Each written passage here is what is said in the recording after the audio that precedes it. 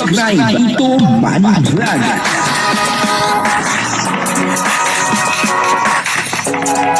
Payagan po si Tito Manny Vlog na mag-reactor para pambiling gamot sa kanya pong karamdaman. Muli pong nagkita, itong si Krista at saka si Kalingap Mikoy. Talaga nga naman, pag nagkikita itong dalawang ito, talagang marami ang natutuwa. Kasi sa kanilang mga ginagawa, at dito nakita po natin, kung paano po talagang mag-asaran itong dalawa. Kaya lang mukhang talo dito, sa asaran, itong si Krista.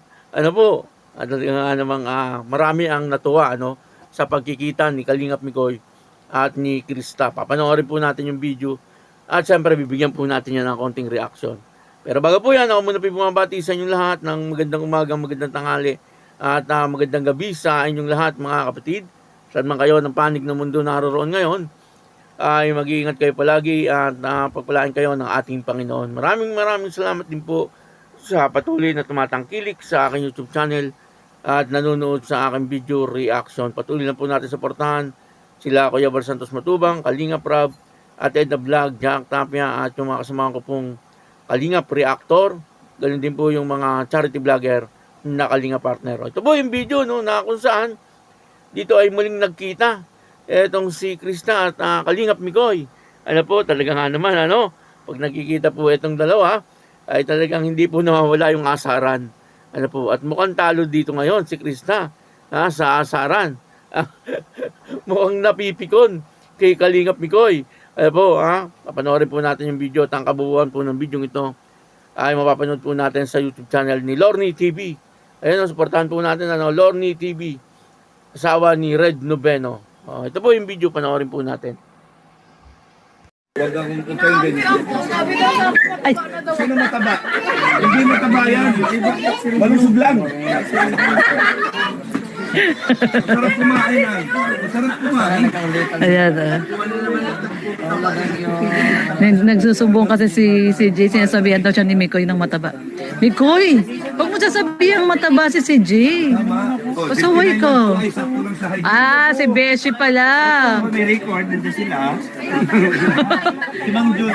Si Mang Jun ang nagsabi. Si Mang Jun. Mang Jun, wag ganon. Wag ganon, Mang Jun si Kalingap Rab sinabi. Tumataba daw si Jay. Galit na galit yung braso. My viewers, shout out. Great Iswa, shout out. Di man siya mataba, payat man siya. Tama lang, di na mataba. Opo, nandito po kami. Nag-uusap sila, Pinag-uusapan nila, kumain ka na ba? Kaya tanong niya si Mikoy, Ayan, nag-uusap sila, Mikoy, ba't sinasabihan mo siyang mataba? Pasaway ko, Pasaway ko, Pasaway ka, Mikoy, Nagsusumbong po sa amin. Nagsusumbong po sa amin si Jay. Sino? Kaya sabihan daw siya ng mataba. Huwag akong kumpain ganyan. Ay, Sino mataba? Hindi mataba yan. Malusog lang. Masarap kumain ah. Masarap kumain. ayan Nagsusumbong kasi si Jay, sinasabihan daw siya ni Mikoy ng mataba. Mikoy, huwag mo sasabihan mataba si Jay. Pasaway ko.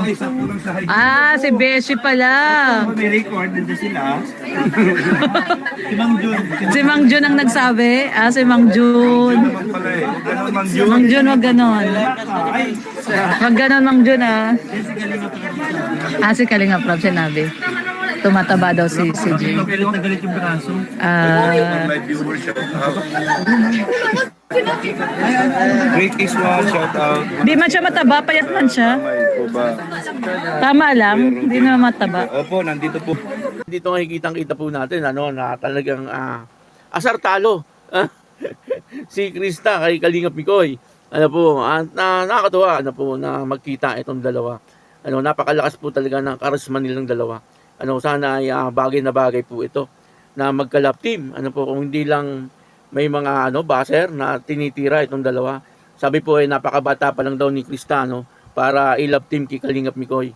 ay sana ay tuloy-tuloy po yung pagiging magkalab team ng dalawa. Kaya lang, ayun na nga marami po ang mga anti-kalingap na itong dalawa ay talagang sinisilip. Ano po, yung edad ang sinisilip kung tutusin pwede naman Kaya lang siyempre ay umiiwas na din po ang kalingap sa mga ganung mga bagay. Ano po, at yun na nga dito kitang-kita po natin na kapag nagkikita po itong dalawa, ay talagang hindi po nawawala yung asaran. Ano po, yung asaran na para bang may nararamdaman sa bawat isa na hindi pwedeng sabihin kasi nga ay medyo malayo ang agwat nila sa bawat isa. Kasi pag nagkita po itong dalawa parang may spark Parang ganoon pwedeng yung pagtitinginan nila ay pwedeng magkaibigan, o kaya ay matalik na magkaibigan or higit pa doon. Kaya lang ay hindi mailabas ng bawat isa kasi nga siyempre medyo mas malayo ang agwat ni Kalingap Mikoy dito kay Krista. Kumbaga pinipigil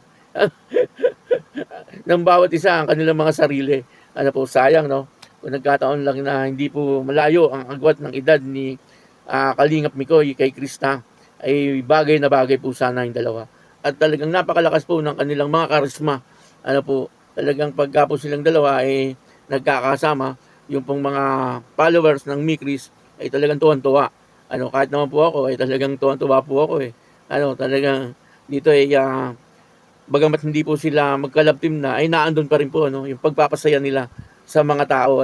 Hindi po nila alam na napapasaya po nila yung mga tao dahil po sa kanilang kulitan. Ganun po si Kriste, saka si Kalingap Mikoy, nagkukulitan pero sa paningin ng mga tao ay napakaganda po nilang tingnan. Habang sila po ay nagkukulitan. Kasi ramdam natin yung pagkukulitin nila hindi yung pong talagang kulitan na pagdating sa uli magkakapikunan. Hindi po talagang yung kulitan nila parang may kasamang pagmamahal pagmamahal bilang magkaibigan o magkapatid. At pwede rin higit doon. Hindi po natin alam kung anong turingan ng kanilang mga damdamin. Basta ang alam po natin ay sa ngayon ay talagang sila ay matalik na magkaibigan. At maaaring nagchat-chat din po yung dalawa. Ngayon wala na po itong love team Hindi po natin alam kung patuloy pa rin yung paghihintay ni Kalingap Mikoy dito kay Krista. Yan po ang aabangan natin. Kung hindi man patuloy at sakali na nagkaroon po sila ng nagugustuhan na iba, ay wala naman pong problema yon. Basta importante ay masaya po sila sa kanilang mga ginagawa. Kaya yun, maraming salamat po sa inyo lahat. At ako po si Tito Manny Vlog na nagsasabing God bless you all. Diyos mabalos.